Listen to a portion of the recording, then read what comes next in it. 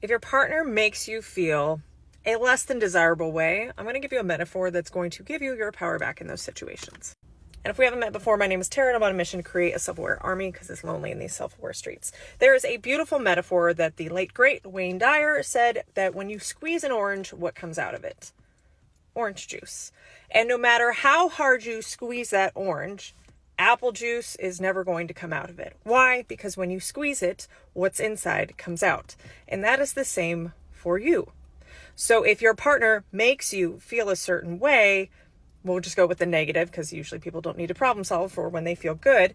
If your partner triggers you to feel angry, sad, scared, mad, worried, fearful, all of that, that's because that's already inside of you. And whatever trigger or stimuli from your partner is affecting you, it's what's inside that wants to come out, that needs to come out. I call this nervous system dysregulation, meaning that if you have a tight lid on your feelings or emotions, or you don't have a healthy way to process anything that's inside, it's going to come out probably in the most inopportune and probably most destructive kind of way. This took me a really long time to wrap my brain around how somebody could not make me feel a certain way. And I used to be, they did this, therefore I feel this. It was like they're the cause and my reaction is the effect. It is a new level of self-awareness when you recognize, oh, it's my trigger, my buttons that are being pushed. Because what's interesting as a coach, when I'm having clients share stories about their relationships, or I'm working with couples and they're talking about, the constant cycling of arguments they have, oftentimes it's pointing the blame at the other person, that what they're doing is causing me to lose my shit, or to not feel good, or to feel unvalued or unappreciated or unseen. But they lack this understanding that that person is just a mirror for the own work you need to do. Right? And when you can start to do that work, and especially when you can learn skills and tools to learn to regulate your nervous system, which, by the way, doesn't mean we repress it and shove it down. No, it means that we let out those emotions in a safe and healthy way, probably not in the reactive moment towards our partner.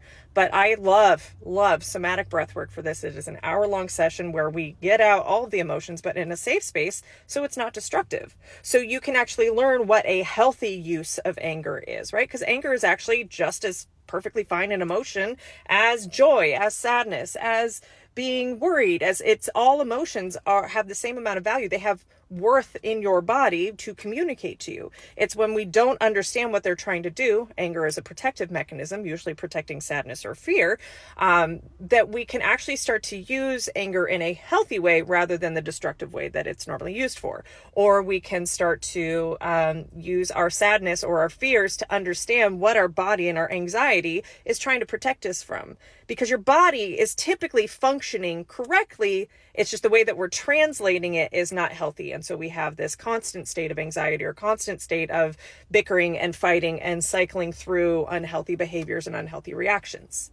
So if you want to have healthier, better relationships with everyone else in your life, but mainly with yourself, learning nervous system regulation, learning how to translate what your body is communicating to you so you can effectively problem solve rather than just trying to grasp at straws or blame your partner or blame the world or blame the government or blame TikTok or blame whatever.